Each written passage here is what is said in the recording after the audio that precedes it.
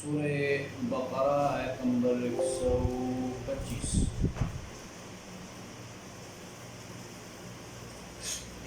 کے بعد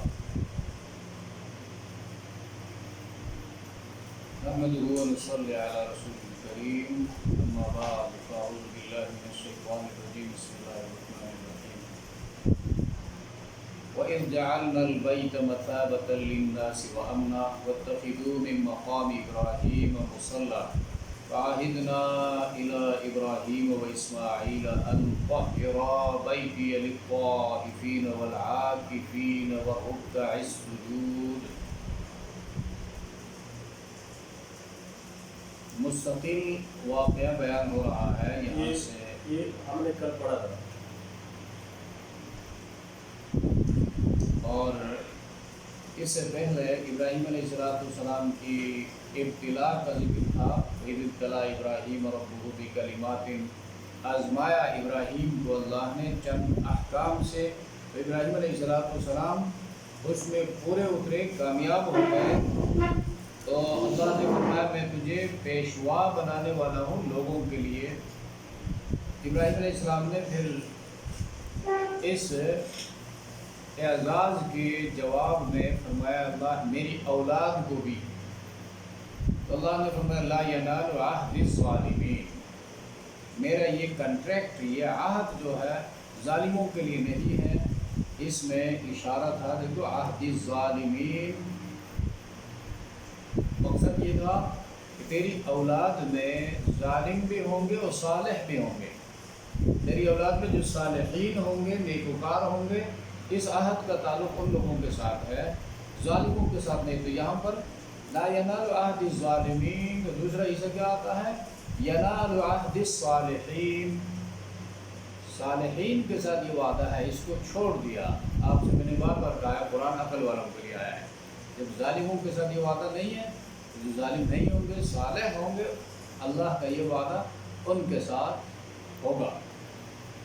اور اس قسم کی اصطلاحات جو ہے قرآن میں جگہ جگہ بیان ہوئی ہیں. مثلا قرآن سورہ آل عمران میں کہتے ہیں بیدک الخیر، یا اللہ تیرے ہاتھ میں بھلائی ہے. شر کس کے ہاتھ میں؟ شر بھی اللہ کے ہاتھ میں ہے نا، نقصان بھی اللہ کے ہاتھ میں. تو خیر کو بیان کر دیا اور شر کو بندہ خود ہی سمجھ سکتا ہے. اور اس کے لیے پیچھے اگلے آیت جو ہے ان اللہ علی کل شیء قدیر، اللہ ہر چیز پر قدرت والا ہے، نقصان پر بھی اور بھلائی فائدے پر بھی. تو یہاں پر وَإِذْ جَعَلْنَا الْبَيْتَ مَثَابَةً لِلنَّاسِ، اور یاد کرو اس وقت کو جب ہم نے بیت اللہ کو لوگوں کے جمع ہونے کی جگہ بنایا. وَأَمْنًا، اور امن کی جگہ. مَثَابَةً، یہ لوٹنا اور ثواب جو ہے، ثواب کو بھی ثواب اس لیے کہتے ہیں یہ بندے کو لوٹ کر ملتا ہے واپس. ہم کہتے ہیں اس کا اتنا ثواب ہے، اجر ہے، مزدوری ہے، بدلہ ہے. تو بدلہ تو ملنے والا ہے، اجر ملنے والا ہے، ثواب ملنے لوٹنے والا ہے. تو آخرت میں یہ سارا کچھ جمع ہو کر انسان کو ملنے والا ہے. تو مثابتاً لوٹنے کی جگہ، للناس لوگوں کے لیے. اب یہاں پر بھی جب اہل ایمان وہاں جاتے ہیں، حج کرتے ہیں، عمرہ کرتے ہیں، دل کی آرزو یہ ہوتی ہے کہ ہم بار بار یہاں آ جائیں. وہ دعائیں بھی مانگتے ہیں، اس کے لیے پھر تیاریاں بھی کرتے ہیں. اور بعض خوش نصیب جو ہے اپنے حلال کمائی سے مستقل طور پر سالانہ عمرہ کرتے ہیں، وہاں اعتکاف کرتے ہیں. تو یہ کیا ہے؟ اس کی محبت جو ہے اللہ نے لوگوں کے دلوں میں ڈال دی ہے. وہ امنا، اور امن کی جگہ. امن کی جگہ اس لیے کہ وَمَنْ دَخَلَهُ كَانَ آمِنًا، آگے چل کر آپ پڑھیں گے جو بھی حرم کے اندر داخل ہوگا وہ مامون ہوگا، محفوظ ہوگا. اور وہاں پر گھاس کاٹنے کی بھی اجازت نہیں ہے، پودا کاٹنے کی اجازت نہیں ہے.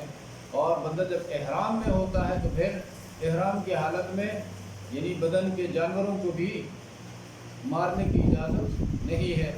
اگر مارے گا تو اس کے اوپر پھر سزا نافذ ہوگی. اور اس علاقے کے جو جنگلی جانور ہیں، شکاری جانور، ان کو بھی مارنے کی اجازت نہیں ہے. مثلا خرگوش ہے، بارہ سنگا ہے، یا کوئی اور جانور ہے ان کو مارنے کی یا ان پرندوں کو شکار کرنے کی اجازت نہیں ہے۔ وہ من دخلہ کان آمنا، وہ مامون ہے، چاہے وہ انسان ہو چاہے وہ جانور ہو۔ ہاں کوئی مجرم اگر اس میں داخل ہو جائے جرم کر کے تو اس پر بھی ہتھیار نہیں اٹھایا جا سکتا، اس کو اس طرح ہتھکڑی نہیں لگائی جا سکتی حرم کے حدود میں، بلکہ اس کو باہر نکلنے پر مجبور کیا جائے گا۔ قانونی جو راستے ہیں ان راستوں سے اس کو باہر لایا جائے گا، دانہ پانی اس کو بند کیا جائے گا، لوگ اس کے انتظار میں بیٹھیں گے، جو ہی باہر نکلے گا اس کو اریسٹ کیا جائے گا۔ وَاتَّخِذُوا مِن مَقَامِ إِبْرَاهِيمَ مُصَلًّى، اور تم مقام ابراہیم کو نماز کی جگہ بناؤ، مصلی نماز کی جگہ۔ اب مقام ابراہیم جہاں پہ ابراہیم علیہ السلام کھڑے ہو کر تعمیر کر رہے تھے بیت اللہ کی، بنیادیں اٹھا رہے، بنیادیں پہلے سے موجود تھی اور جبریل علیہ السلام نے رہنمائی فرمائی اور اس پر ابراہیم علیہ السلام نے انہی بنیادوں پر دیواریں کھڑی کی، اور جو دیواریں اونچی ہوتی جا رہی تھی تو ادھر لفٹ کی ضرورت پڑتی ہے، نیچے کچھ رکھنے کی ضرورت پڑتی ہے، تو یہ پتھر حضرت جبریل علیہ السلام نے جنت سے لا کر دیا تھا، اور اس پتھر کی خصوصیت یہ تھی، یہ پتھر ابراہیم علیہ السلام کے ساتھ یہ اوپر ہوتی جاتی تھی، جس کے اوپر کھڑے ہو کر ابراہیم علیہ السلام نے بیت اللہ کی دیواریں اٹھائی ہیں۔ پہلے اس پتھر کو کعبے کے اندر رکھا گیا، بعد میں اس کو پھر باہر نکال کر شیشے کے خول میں محفوظ کیا گیا ہے۔ اب وہاں پر طواف کے بعد یعنی 7 چکر لگانے کے بعد وہاں جا کر 2 گانا ادا کرتے ہیں، 2 رکعت، وہ سنت ہے۔ وَاتَّخِذُوا مِن مَقَامِ إِبْرَاهِيمَ مُصَلًّى، یہاں پر میں نے ان لوگوں کو واقعہ بتایا۔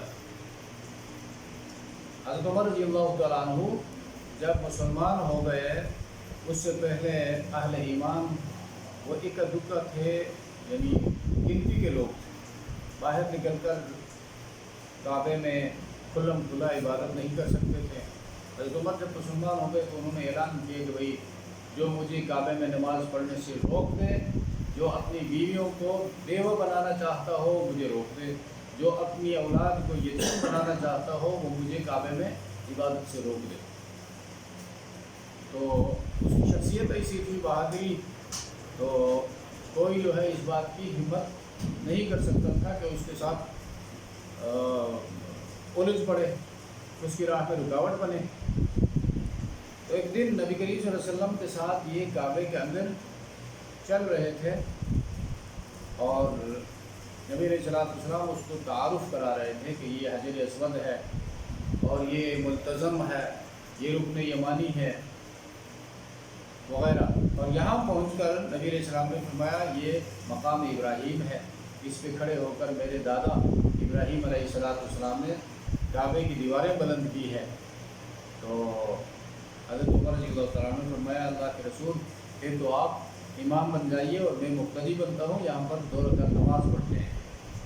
تو نبی علیہ السلام نے فرمایا کہ اسلام کے قوانین فرش پہ نہیں بنتے، عرش سے بن کر اترتے ہیں۔ بس یہ کہنا تھا، جبریل علیہ السلام حکم لے کر نازل ہوئے، وَاتَّخِذُوا مِن مَقَامِ إِبْرَاهِيمَ مُصَلًّى، ابراہیم علیہ السلام کے کھڑے ہونے کی جگہ کو نماز کی جگہ بناؤ۔ یہ اس قسم کی کچھ اور بھی آیتیں ہیں جس میں حضرت عمر رضی اللہ تعالیٰ عنہ کی خواہش آرزو زمین پہ ظاہر ہوئی اور اللہ کو عرش پہ پسند آیا، وہ احکامات نازل ہوئے قرآن میں۔ ان میں سے پردے کی آیتیں ہیں، عورتیں کھلی پھرتی تھی بغیر چادر کے، اور حضرت عمر نے فرمایا رسول اللہ صلی اللہ علیہ وسلم سے کہ یا رسول اللہ میری غیرت اس بات کو برداشت نہیں کرتی ہے کہ باہر کی لونڈیاں بھی اس طرح پھرتی ہے اور مسلمانوں کی بیٹیاں، بیویاں، مائیں وہ بھی ان کے ساتھ ملی جلی پھرتی ہے، کچھ فرق ہونا چاہیے۔ تو وہاں پر بھی یہی مسئلہ تھا، اوپر سے حکم نازل نہیں ہوا تھا۔ جبریل علیہ السلام سورہ احزاب کی آیت لے کر نازل ہوئی، یا ایھا النبی قل لازواجک وبناتک ونساء المؤمنین یدنین علیہن من جلابیبہن، اے پیغمبر کہہ دیجئے اپنی عورتوں کو اور اہل ایمان کی ماؤں، بہنوں، بیٹیوں کو جب وہ کسی ضرورت سے باہر نکلا کریں تو اپنی بڑی چادر اپنی اوڑھنی اپنے اوپر ڈال کر نکلا کرے لہذا۔ اچھا، اس طرح حضرت عمر رضی اللہ تعالیٰ عنہ کے سامنے ایک منافق آ گیا، اس کے یہودی کے ساتھ جھگڑا ہوا تھا، اور پہلے گئے تھے نبی علیہ السلام کی عدالت میں، نبی علیہ السلام نے یہودی کے حق میں فیصلہ کیا، تو منافق کو تسلی دی۔ منافق قوم مسلمان ہوتا ہے، یہ یاد رکھو، مسلمانوں کے اندر ملا جلا رہتا ہے، اپنے کو مسلمان کہلاتا ہے، مسجد بھی جاتا ہے، لیکن وہ پیغمبر کے فیصلوں پر راضی نہیں ہوتا، دین اسلام کو ترقی کی راہ پر دیکھتے ہوئے وہ خوش نہیں ہوتا، مسلمانوں کو زوال کی طرف جاتے ہوئے وہ بڑا خوش ہوتا ہے، کفار کی ترقی پر وہ خوش ہوتا ہے۔ یہ نفاق کی علامات آگے چل کر جگہ جگہ آپ ان کو پڑھیں گے۔ تو یہ منافق جو ہے اس یہودی سے کہا، محمد کو تو آپ کے حق میں فیصلہ کر دیا، قاضی صاحب ہیں ایڈیشنل، عمر اس کے پاس بھی چلتے ہیں۔ حضرت عمر کے پاس آئے، حضرت عمر کو اپنا رودات سنایا انہوں نے، تو اتنے میں اس یہودی نے کہا کہ قاضی صاحب آپ کے پاس آنے سے پہلے ہم محمد کے پاس سے ہو کر آئے ہیں۔ اس عمر نے فرمایا کہ اچھا، محمد نے کس کے حق میں فیصلہ کیا؟ اس کا میرے حق میں فیصلہ کیا۔ اس نے کہا پھر میں فیصلہ کرتا ہوں۔ اندر گئے اور تلوار لے کر باہر نکلے اور اس منافق کا سر قلم کر دیا۔ اس نے کہا جو محمد کے فیصلے پہ راضی نہیں ہے اس کو فیصلہ عمر کی تلوار کر دیا۔ تو ان کا جو قبیلہ تھا وہ بڑا سیخ پا ہو گیا، اور ان کے خلاف جو ہے ایجوکیشن شروع کرنے والا تھا، لیکن آیتیں نازل ہوئی۔ جو عمر نے جو کیا ہے وہ عین منشاء خداوندی ہے، عمر کا فیصلہ اللہ کا فیصلہ ہے۔ تو بہرحال وہ اپنے اپنے مقامات پر پھر پڑھیں گے، اس کے اوپر مستقل تصنیفات ہیں، موافقات عمر۔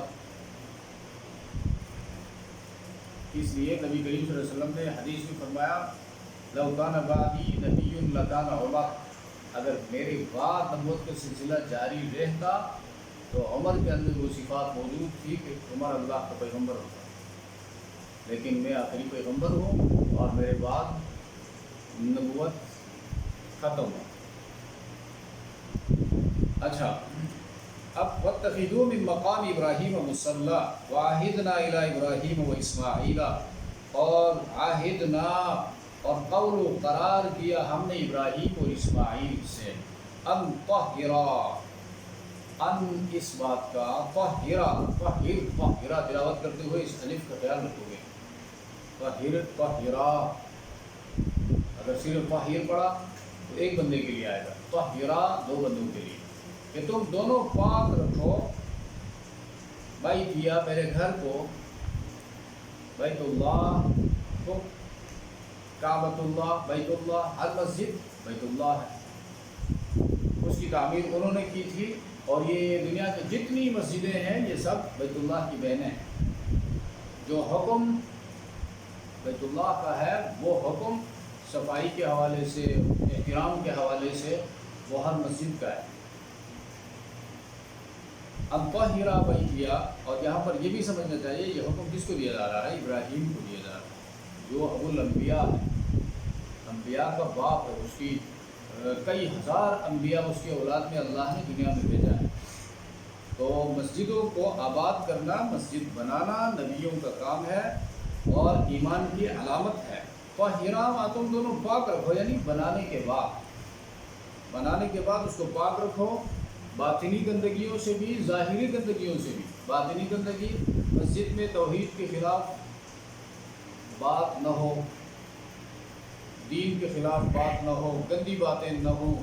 ظاہری گندگی جو نظر آنے والی ہے، کوئی گندی چیز، مثلا سگریٹ پی کر بندہ مسجد میں جاتا ہے، نسوار ڈال کر مسجد میں جاتا ہے، یا نسوار کو مسجد کے اس کے صفوں کے نیچے لوگ رکھتے ہیں، بدبو تو ہے، بدبو کو لے کر مسجد کے اندر گیا، اس بدبو سے اللہ کے فرشتوں کو تکلیف ہوتی ہے، یا پیاز کھا کر، لہسن کھا کر، یا کوئی بھی بدبودار چیز साथ लेकर या खाकर मस्जिद में जाना मस्जिद के आदाब के ख़िलाफ़ है।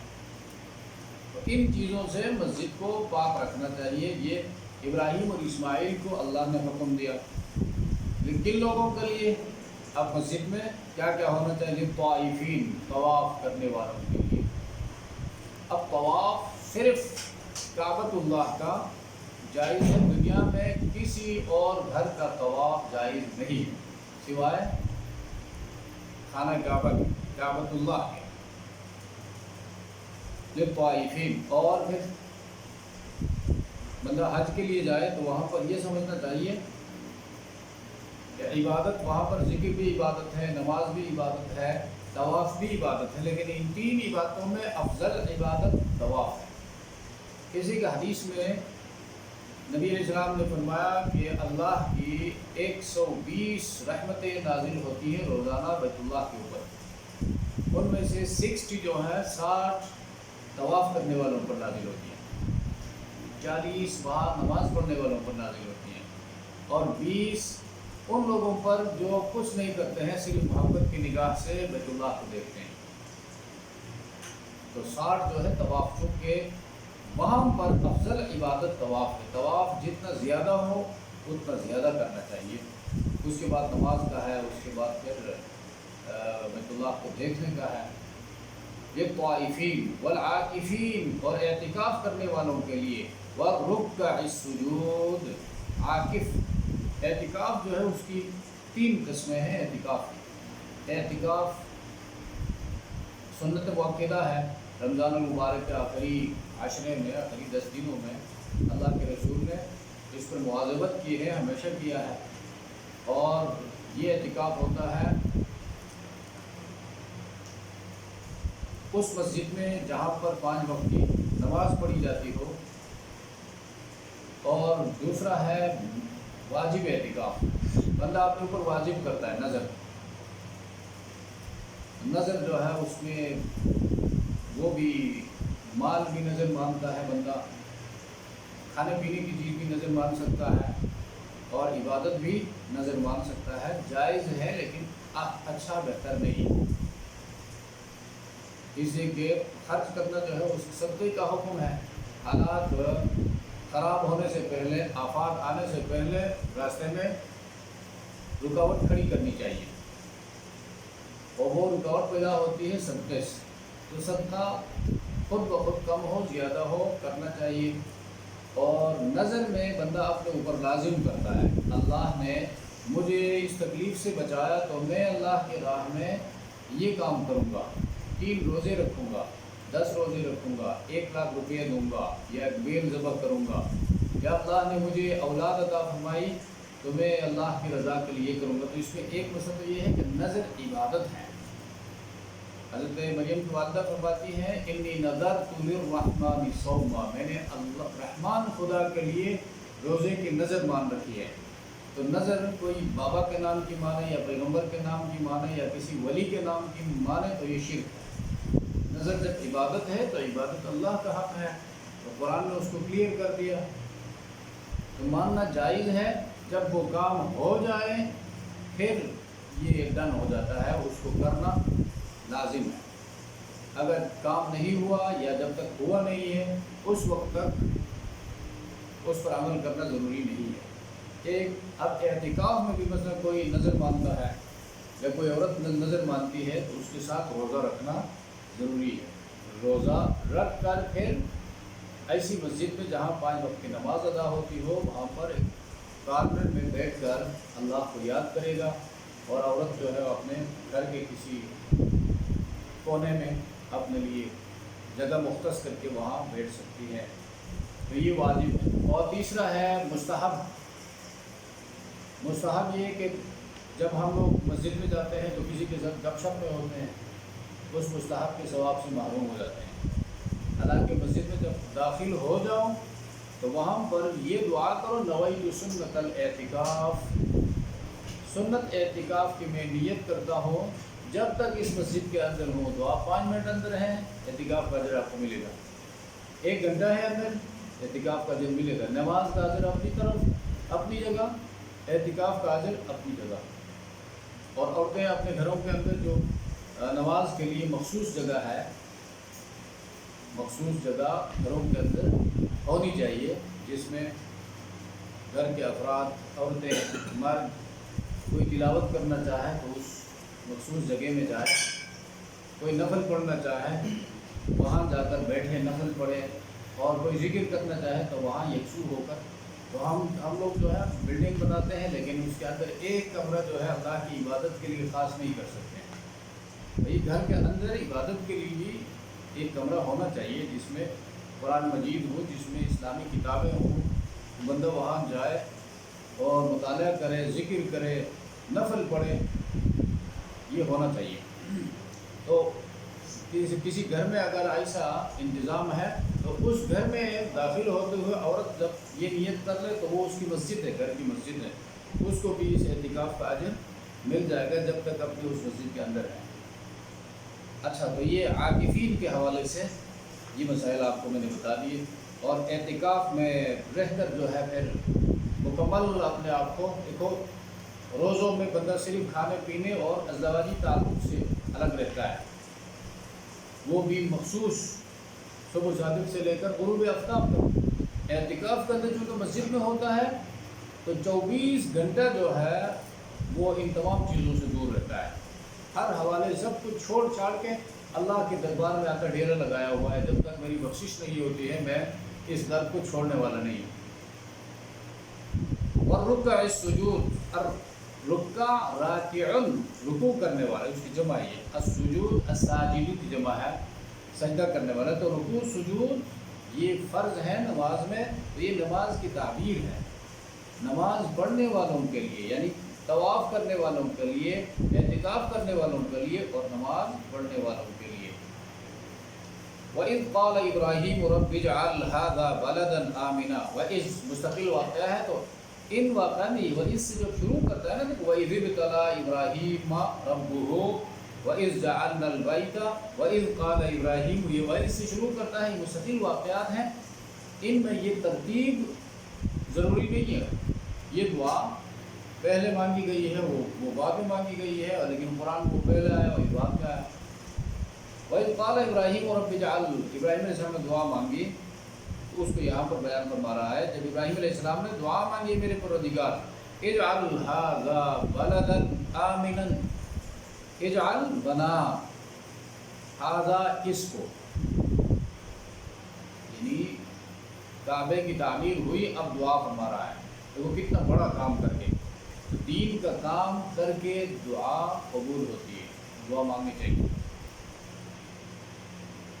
ہذا بلدن آمنا، امن والا شہر، دیکھو بلدن یہ کامن ناؤن استعمال کرنا، اس کو اس میں نکرہ کہتے ہیں کیونکہ یہ مشہور نہیں ہوا تھا، کوئی جانتا ہی نہیں تھا اس کو۔ اور دوسری جگہ ھذا البلدہ، یہ بلدن کے اوپر الف لام لگا ہے، اس وقت وہ دعا جب مانگی جا رہی تھی اس میں لوگ آ کر آباد ہو گئے تھے، وہ نون ایریا، مشہور ایریا، اس سے وہاں پر پراپر ناؤن آیا اور یہاں پر کامن ناؤن استعمال ہوا ہے۔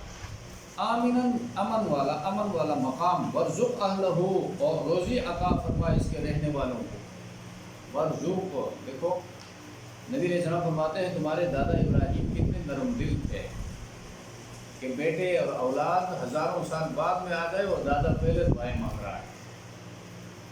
اچھا، ورزق اہلہ، اور روزی دے اس کے رہنے والوں کو، اس کے لوگوں کو، من الثمرات، پھلوں سے، ثمرات جو ڈکشنری میں تو ثمراتن کی یہ جمع پھل کو کہتے ہیں، لیکن اس میں تمام آسائشات، زندگی کے سامان، من آمنا، جو ایمان لایا، منہم، ان میں سے، باللہ، اللہ پر، والیوم الآخر، قیامت کے دن پر۔ اب دیکھو ابراہیم علیہ السلام نے صرف اہل ایمان کے لیے دعا مانگی ہے، اللہ نے فرمایا قال ومن کفر، جس نے کفر کیا، فأمتعه، بس فائدہ پہنچاؤں گا اس کو بھی، جس نے کفر کیا وہ تو میرا بندہ ہے، اس کا خالق بھی میں ہوں، فأمتعه، میں اس کو فائدہ پہنچاؤں گا، قلیلاً، تھوڑے دنوں۔ اب دیکھو تھوڑے دنوں، دنیا کی زندگی کے تھوڑے دن کا ہے، اور دوسری جگہ قرآن کہتا ہے قل متاع الدنیا قلیل، اے پیغمبر لوگوں سے کہ یہ دنیا کا فائدہ بہت ہی تھوڑا ہے. یہاں پر فرمایا قلیلا، تھوڑے دنوں دنیا کی زندگی میں، ثم اضطرہ، پھر جبراً اس کو لے جاؤں گا، اس کو پریشان کروں گا، لاچار کروں گا. اضطرار لفظ اردو کا استعمال ہوتا ہے الی عذاب النار، عذاب کی طرف، دوزخ کے لیے.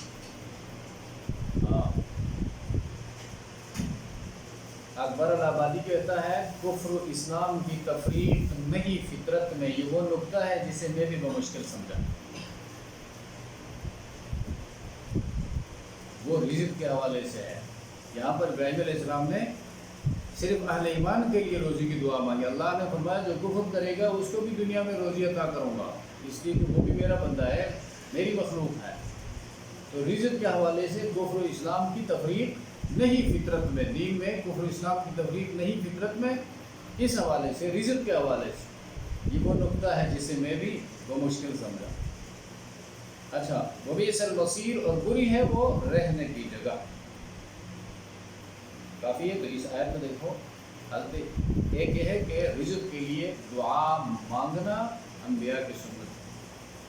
ابراہیم علیہ السلام نے دعا مانگی ہے کہ نہیں؟ دعا مانگی ہے تو ہمیں بھی مانگنا چاہیے. اور رزق حلال، رزق حلال اللہ اتنا عطا فرمائے کہ حرام کی ضرورت ہی باقی نہ رہے. اچھا جی، اور دوسری بات یہ ہے کہ رزق سے پہلے دیکھو امن کی بات کی گئی، امن کی اہمیت. آذا بلدن آمنا، امن والا شہر بنا. انبیاء کی دعاؤں میں امن کی بات پہلے ہے. اللہم انی اسألک العفو والعافیہ، یا اللہ تجھ سے درگزر اور امن مانگتا ہوں. ہمارے پیغمبر کی دعا عمومی دعا یہ ہوتی ہے، لیکن جب تکلیف آ جائے، مصیبت میں جب بندہ پھنس جائے تو پھر صبر کرے، اسی صبر کا اجر پھر اس کو ملے گا. لیکن عام حالات میں اللہ سے تکلیف نہ مانگے، مصیبت نہ مانگے، بلکہ اللہ سے امن اور عافیت کا سوال کرے. تو یہاں پر بھی امن پہلے ہے اور رزق کی بات بعد میں ہے. دیکھو جب امن نہ ہو تو رزق کے سارے اسباب سٹاپ ہو جاتے ہیں کہ نہیں، ادارے بند ہو جاتے ہیں. امن نہیں ہے، کورونا وائرس ہے، امن نہیں ہے. یونیورسٹیاں بند ہیں، کارخانے بند ہیں، اور ہاسپٹل میں جاؤ تو وہاں پر افراتفری ہے. جب امن ہوگا تو پھر سارے راستے کھل جائیں گے. اچھا، اور کوئی مسئلہ ہے؟